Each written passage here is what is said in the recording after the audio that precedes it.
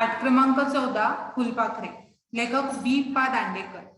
या पाठाचे कठीण शब्दार्थ आधी आपण लिहून घेऊया। सुजल,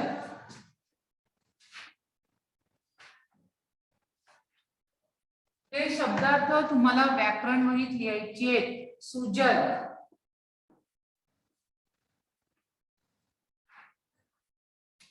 सर्वत्र पाण्याचा,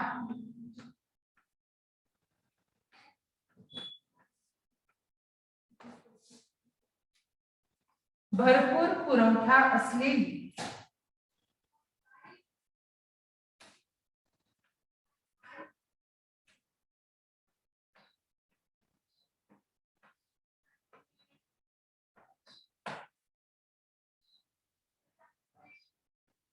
त्यानंतर आहे सुफल,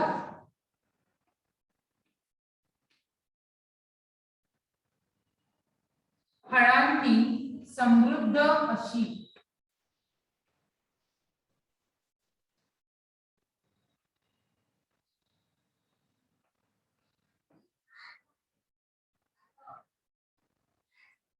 सस्य श्यामल,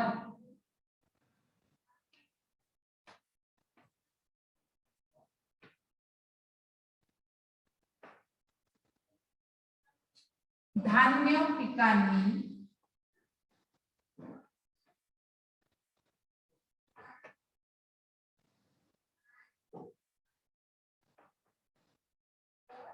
शेती भरलेली अशी,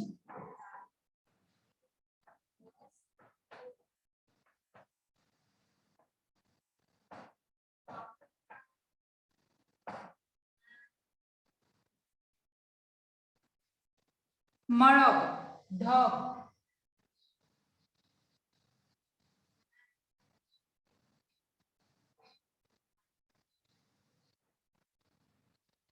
मकरंदास्वाद,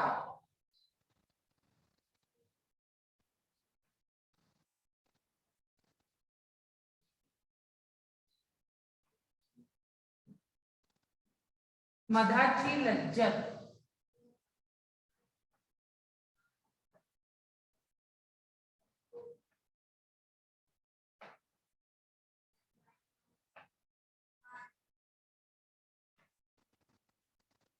कठीण शब्दार्थ आपण लिहिलेले आहे। सुजल, सर्वत्र पाण्याचा भरपूर पुरवठा असलेली, सुफल, फळांनी समृद्ध अशी, सस्य श्यामल, धान्य पिकांनी शेती भरलेली अशी, मळब, ढग, मकरंदास्वाद, मधाची लज्जत। आता आपण प्रस्तावना बघूया। पाठ क्रमांक 14 फुलपाखरे, पान नंबर 64, पेज नंबर 64। बी पा दांडेकर, 1905-1974, प्रसिद्ध कादंबरीकार, समीक्षक, लघुनिबंधकार, निकोप, आशावादी, आनंदी वृत्ती, जीवनाकडे उदारपणे पाहणारी जीवनदृष्टी, सौंदर्य दृष्टी, कल्पकता आणि विनोद यांचे उत्तम मिश्रण त्यांच्या लघुनिबंधात आढळते।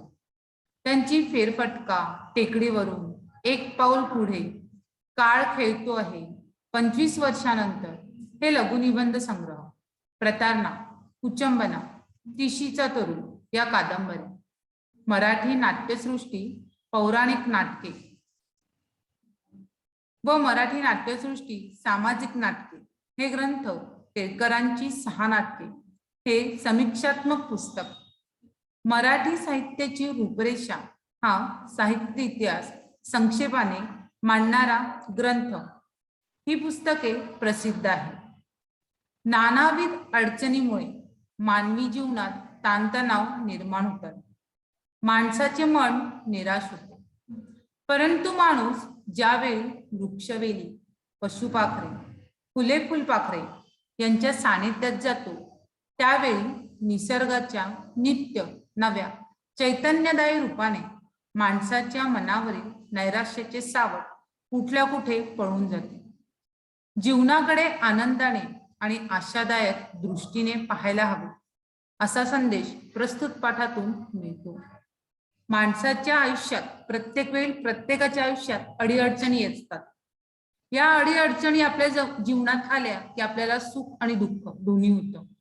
मग नुसतं दुःखानेच आपलं जीवन पूर्ण करायचं नसतं. जेव्हा लेखकाच्या जीवनात दुःख आलं आणि ते दुःखी झाले, नैराश्य आलं, तेव्हा त्यांनी बाहेर बघितलं. ते आगगाडीने प्रवास करत होते. आगगाडीने प्रवास करताना त्यांनी खिडकीच्या बाहेर डोकावून बघितलं. तेव्हा त्यांना सुंदरशी बाग दिसली. सुंदर बागेत सुंदर अशी फुलं लागलेली होती. ती फुलं उमललेली होती आणि त्या फुलावर बहुरंगी असे वेगवेगळे फुलपाखरं बसलेले होते. ते फुलपाखरू बसलेले बघून लेखकांना असं वाटलं की यातले फुलं कोणते आणि फुलपाखरं कोणते. ते फुलपाखरू लेखकाला छान धडा देऊन गेले. छान पाठ त्यांनी शिकवला की आमचं जीवन तर कमीच असतं, माणसाचं जीवन खूप मोठं असतं, पण आम्हा फुलांचं पक्ष्यांचं जीवन फार कमी असतं, तरी आम्ही सुंदरतेने आमचं जीवन जगतो.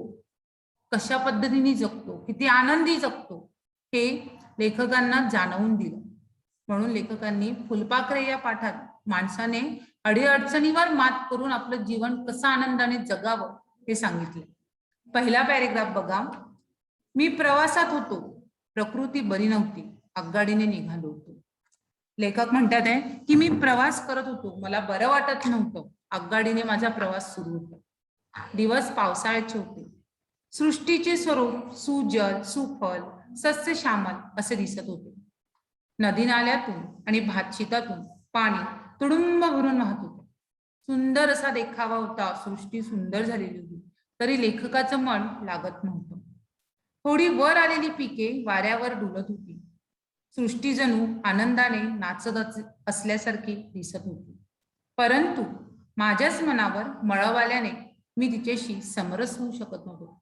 एवढी सुंदर निसर्ग सृष्टी असताना, सौंदर्य सुंदर असताना मी त्याच्याशी समरस होऊ शकलो नाही, मी एकरूप होऊ शकलो नाही, मी त्या निसर्गाचा आनंद घेऊ शकलो नाही, कारण मला बरं वाटत नव्हतं. माझ्या मनातच अडचणी निर्माण झालेल्या होत्या, त्यामुळे मी या सुंदर सृष्टीचा आस्वाद घेतला नाही. शरीराच्या अस्वस्थामुळे मनाला एक प्रकारची मरगळ आली होती. यामुळे मला सर्व गोष्टी त्या वेळेपुरत्या तरी निरर्थक क्षणिक वाटत होत्या. नाचरे ओढे आणि हरित तृणांचे गालिचे माझ्या मनाला नाचवू शकत नव्हते. एखाद्या पोरक्या पोराप्रमाणे मन स्वतःशीच नाराज होऊन बसले होते. निसर्गातील सुंदर दृश्यांचा त्याच्यावर काहीच परिणाम होत नव्हता. सुंदर असं सौंदर्य माझ्या समोर दिसत होतं, पण मी त्याचा आस्वाद घेऊ शकत नव्हतो. त्याच्याकडे बघत होतो पण निराश होतो. मन त्याच्याकडे बघण्याचा प्रयत्न करत होतं, पण मनामध्ये अनेक अडीअडचणी असल्यामुळे मी निराश झालेलो होतो. मन दुसरीचकडे कुठेतरी रमलेलं होतं. असे सुमारे तासभर चालले. एका मोठ्या स्टेशनवर गाडी थांबली. चांगली 15 मिनिटे थांबली. माझा डबा जवळजवळ शेवटचा असल्याने त्यात उतारूंची इजा झाली नाही. लेखक म्हणतात आहे की आणि समोरच्या स्टेशनवर गाडी आली आणि ती गाडी थांबली. 15-20 मिनिटं गाडी तिथे थांबलेली होती. लेखकाचा शेवटचा डबा असल्यामुळे तिथे प्रवाशांची उतारांची इजा सुरू नव्हती. त्यामुळे स्टेशनवरील एका सुंदर दृश्याकडे माझे मन वेधले गेले आणि त्या खिडकीतून लेखकांनी बघितलं तर सुंदर दृश्य लेखकांना दिसलं आणि तिकडे त्यांचं मन वळलं. स्टेशनच्या आवारात एक सुंदर बाग होती आणि तिच्यात विविध रंगाची झेनियाची फुले उमलली होती. लाल, पिवळी, केशरी, किरमिजी, पांढरी, जांभळी अशी फुले जागच्या जागी वाऱ्याने डुलत होती. लेखकाने बाहेर बघितलं. सुंदर अशी बाग लेखकांना दिसली आणि त्या बागेत झेनियाची फुलं होती. ती वेगवेगळ्या रंगाची होती. लाल, पिवळी, केशरी, पांढरी, किरमिजी, जांभळी अशी वेगवेगळी विविध रंगाची फुलं लेखकांना दिसली. वारा आल्याने वाऱ्याने ती हलत होती, डुलत होती. राट दांड्याच्या व वृक्ष पानांच्या झेनियाला इतकी सुंदर फुले कशी येतात याचे मला नेहमी आश्चर्य वाटते. एवढं दाट झाड असतं, त्याचे फांदे अशा वृक्ष असतात, तरी एवढ्या मोठ्या झाडाला एवढी सुंदर फुलं का उमलतात, का येतात असं आश्चर्य लेखकांना नेहमी वाटायचं. पारिजातकाचे तसेच नाही का.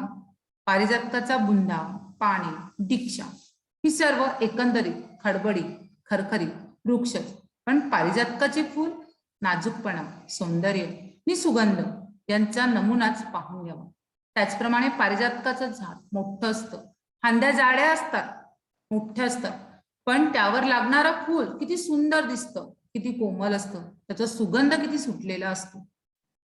तसेच झेनियाची मांडा येईल तशाच पद्धतीने हे झेनियाचे फूल आणि झाड सुद्धा सेम कशासारखे आहे तर पारिजातकांसारखे. तसल्या त्या सुंदर बहुरंगी व बहुरंगी फुलांवर तितकीच सुंदर बहुरंगी व बहुरंगी फुलपाखरे उडत होती. मी त्या झाडांकडे त्या फुलांकडे बघत होतो आणि बघता बघता माझं लक्ष फुलपाखरांकडे गेलं. त्या सुंदर झाडावर वेगवेगळ्या विविध रंगाची फुलपाखरे सुद्धा बसली होती. ती उडत होती, मकरंदा स्वाद घेत होती, मधाचा स्वाद सुद्धा ती फुलपाखरे घेत होती. त्या नाचणाऱ्या फुलपाखरांकडे पाहिल्यावर फुलपाखरे कोणती आणि फुलं कोणती असा भ्रम मला तरी क्षणभर झाला. जेव्हा मी त्याच्याकडे बघत होतो तेव्हा मला कळतच नव्हतं की या झाडावर जी बसली आहे ती फुलपाखरे कोणती, याला लागलेली फुलं कोणती. मला भ्रम होत होता आणि कळतच नव्हतं. मी बघतच राहिले. उडता आहेत ती फुले, ही डोलता आहेत ती फुले, अशी शंका वाटण्याची रंगाचे सादृश्य झेनियाच्या फुलात मी त्या फुलपाखरात होते. मला कळत नव्हतं. मी बघत होतो तेव्हा झाडांच्या फुलांनाही वेगवेगळे विविध रंग होते, तसेच फुलपाखरांना सुद्धा होते. मग जे हलतात आहे, जे डुलतात आहे ते फुलपाखरू आहे का, किंवा जे वाऱ्यावर उडतात आहेत ते फुल आहे? मला फुलपाखरू आणि फुलपाखरू आणि फुलं कुठली हे कळतच नव्हतं. मी भ्रमच करून बसलेलो होतो की कोण कोण. जीवन तर कोठे फुलत असेल, डुलत असेल, नाचत असेल, गात असेल तर ते इथे, असे त्या दृश्याकडे पाहून मला वाटले. मी तिथे बघतच राहिलो. माझी दृष्टी परिपूर्ण त्या फुलांवर, त्या फुलपाखरांवर होती, त्यांचा आनंद घेण्यात होती. तेव्हा मला जाणवलं की आपलं जीवन जर हसत असेल, नाचत असेल, डुलत असेल तर कुठे तर या फुलपाखरांमध्ये, या फुलांमध्ये, या झाडांमध्ये. जीवनाची, चैतन्याची, आनंदाची कारंजीच येथे थुई उडत होती. तसेच ते अप्रतिम जीवननृत्य पाहून माझ्या मनावरील मळब नाहीसे झाले. हे सगळं मी बघत होतो आणि हे बघता बघता माझ्या मनात येणाऱ्या अडचणी, माझ्या मनावर आलेला ताण परिपूर्ण नाहीसा झालेला होता. कारण माझे लक्ष त्या झाडांनी, त्या फुलांनी, त्या फुलपाखरांनी वेधून घेतलेलं होतं. त्यामुळे मला माझी जी प्रकृती होती ती फारशी बरी झालेली होती आणि जे दुःख होतं ते काही प्रमाणात नाहीसं झालेलं होतं. ते आनंदले. तेवढ्यात गाडी सुरू झाल्याने त्या सुंदर दृश्याचा मला नाईलाजाने निरोप घ्यावा लागला. आणि जेव्हा ते आनंदी झाले, त्यामध्ये रमू लागले, अचानक तेवढ्यातच त्यांची गाडी सुरू झाली. गाडी सुरू झाल्यामुळे हे संपूर्ण दृश्य मागेच राहिलं. परंतु माझे विचारचक्र गाडीच्या चक्रांबरोबर सुरू झाले. परंतु जो विचार माझ्या मनात ते फुलपाखरं, फुलझाडं बघितल्यानंतर आलेला होता, तोच विचार माझ्या गाडीच्या चाकांसोबत अजूनही सुरूच होता. ते चाक जसे चालू होते, समोर माझी गाडी जात होती, दृश्य मागे पडत होतं, पण तिथे जो केलेला विचार होता तो विचार आताही माझ्या मनात रमत होता, रुळत होता. आपण पहिला आणि दुसरा पॅरेग्राफ समजून घेतलेला आहे. या पहिल्या आणि दुसऱ्या पॅरेग्राफवर आपण आता कृती करून घेऊया. ही जी कृती आहे, कृती क्रमांक 1, आकृती पूर्ण करा.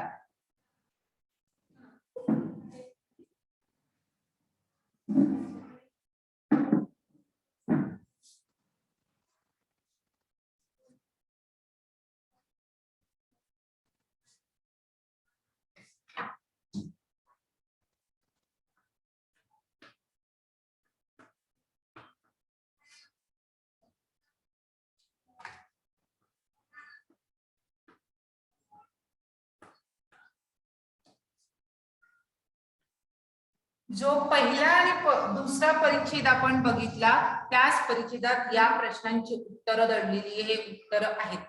पहिला प्रश्न आपला आहे, आगगाडीतून लेखकांना दिसणारे सृष्टीचे रूप. लेखकांना कसं दिसलं तर पहिल्याच याच्यात लिहिलंय, सुजल सुफल सस्य श्यामल. पहिल्या बॉक्स मध्ये लिहायचं आहे सुजल सुफल. प्रश्न मी बोर्डवर लिहिलेला नाहीये. सस्य श्यामल.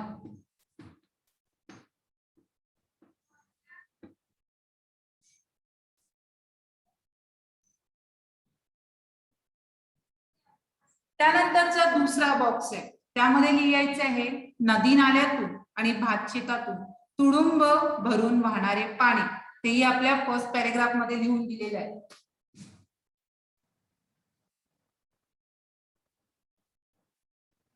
नदी नाल्यातून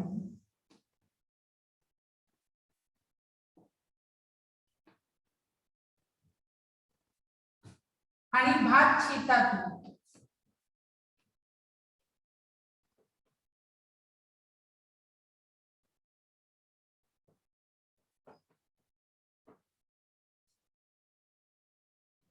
तुडुंब भरून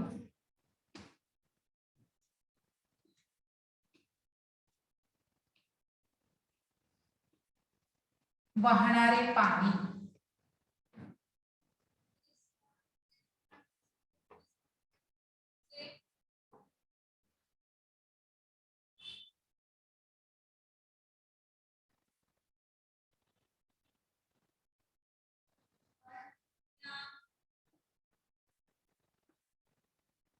आणि त्यानंतर आहे तिसरा बॉक्स.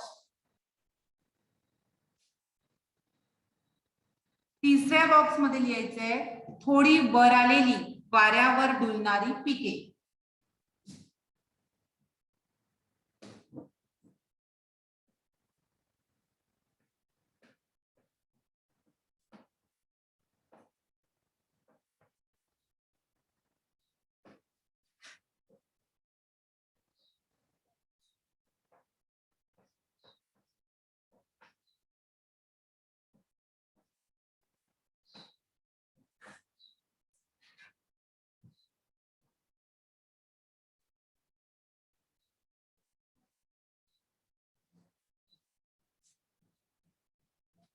पहिल्या प्रश्नाचे 3 उत्तर 3 बॉक्स मध्ये हे पुन्हा तिन्ही उत्तर लिहायची आहे.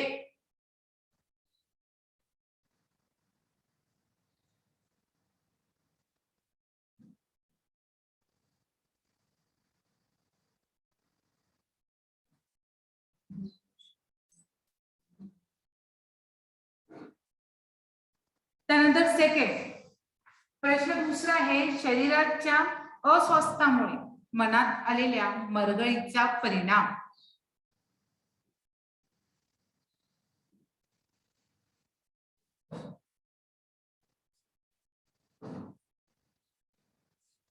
इथे आपल्याला 3 बॉक्स दिलेले आहे. पहिल्या बॉक्स मध्ये लिहा लेखकांना सर्व गोष्टी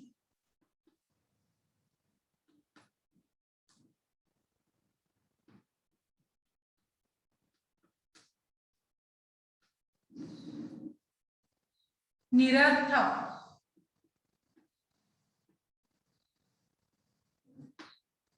क्षणभंगूर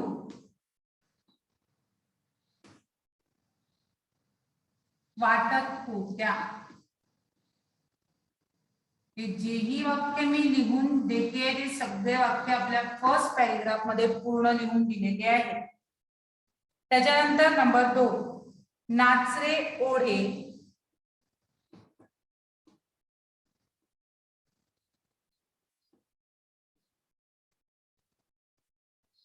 हिरव्यागार गवताचे गालीचे.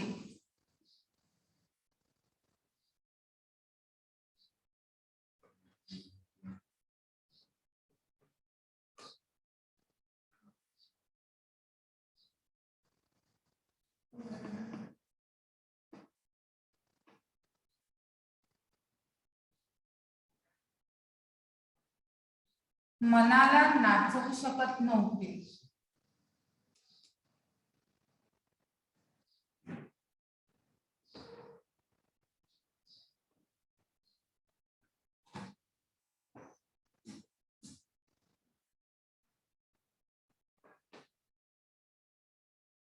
आणि तिसरा बॉक्स मध्ये लिहायचंय पोरक्या पोराप्रमाणे मन स्वतःशीच नाराज होऊन बसले होते.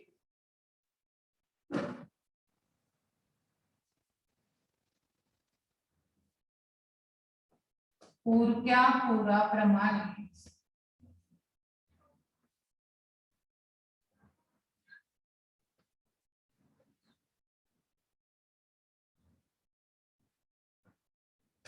मन स्वतःशीच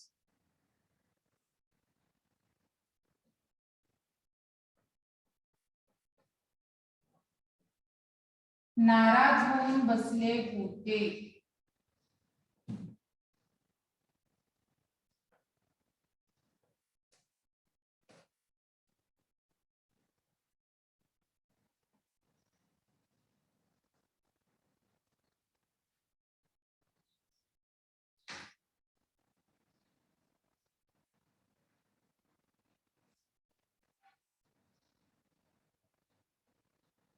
त्यानंतर प्रश्न क्रमांक 2. प्रश्न क्रमांक 2 आहे कारणे लिहा. लेखक आनंदाने नाचणाऱ्या सृष्टीचा आनंद घेऊ शकत नव्हते. कारण पहिल्याच पॅरेग्राफ मध्ये आपल्याला सांगितलंय की का आनंद का घेतला नाही. एवढं सुंदर सृष्टी असताना, निसर्ग सौंदर्य फार सुंदर असताना त्यांनी त्याचा आस्वाद घेतला नाही. त्याचं कारण आहे त्यांच्या मनावर निराशेचे मळब आले होते. उत्तर लिहायचंय, त्यांच्या मनावर निराशेचे मळब आले होते. त्यानंतर नंबर 2 दुसरा आहे लेखकांना सर्व गोष्टी निरर्थक व क्षणिक वाटत होत्या. कारण शरीराच्या अस्वास्थ्यामुळे मनाला मरगळ आलेली होती. त्यानंतर नंबर 3 लेखकांच्या मनावरचे मळब दूर झाले. का दूर झाले? सेकंड पॅरेग्राफ मध्ये लास्ट थर्ड लाईन वगैरे आपल्याला लिहून दिलेले की त्यांच्या मनावरचं मळब दूर का झालं. का झालं? कारण क्षणात गाडी थांबली आणि गाडी थांबल्यानंतर त्यांनी खिडकीतून बाहेर बघितलं. सुंदर दृश्य त्यांना दिसलं आणि ते सुंदर दृश्य दिसल्यामुळे त्यांच्या मनावरचं मळब परिपूर्ण नाहीसं झालं. उत्तर लिहायचंय, लेखकांनी भोवतालच्या सुंदर सृष्टीत चाललेले अप्रतिम जीवन नृत्य पाहिले. पुन्हा रिपीट करते, लेखकांनी भोवतालच्या सुंदर सृष्टीत चाललेले अप्रतिम जीवन नृत्य पाहिले. आणि आता प्रश्न क्रमांक 3 आहे चौकट पूर्ण करा. म्हणजे एक शब्द त्या ब्रॅकेट मध्ये लिहा. चौकट पूर्ण करा म्हणजे पहिला प्रश्न आहे मनाला दिलेली उपमा. मनाला दिलेली उपमा पहिल्या पॅरेग्राफ मध्ये लास्ट लाईन. मनाला त्यांनी पोरक्या पोराप्रमाणे असं वाक्य त्यांनी म्हटलं होतं. तर मनाला दिलेली उपमा इथे त्या ब्रॅकेट मध्ये लिहायचंय पोरका पोर. दुसरं आहे हिरव्यागार गवताला दिलेली उपमा गालीचे. आणि नंबर 3 थोडे वर आलेल्या गवताचे लेखकांना भासलेले रूप. त्यामध्ये लिहा आनंदाने नाचणारे गवत. पहिल्या बॉक्स मध्ये लिहिलंय पोरका पोर, दुसऱ्या बॉक्स मध्ये गालीचे आणि तिसऱ्या याच्यात आहे आनंदाने नाचणारे गवत. आता क्वेश्चन नंबर 4 प्रश्न क्रमांक 4 तुम्हाला कळलेला अर्थ लिहा. हे आपण दुसऱ्या पिरियड मध्ये घेऊया. तोपर्यंत जेवढी ही कृती मी आज तुम्हाला सोडवून दिली ती कृती आपल्या वर्कबुक मध्ये पूर्ण करायची.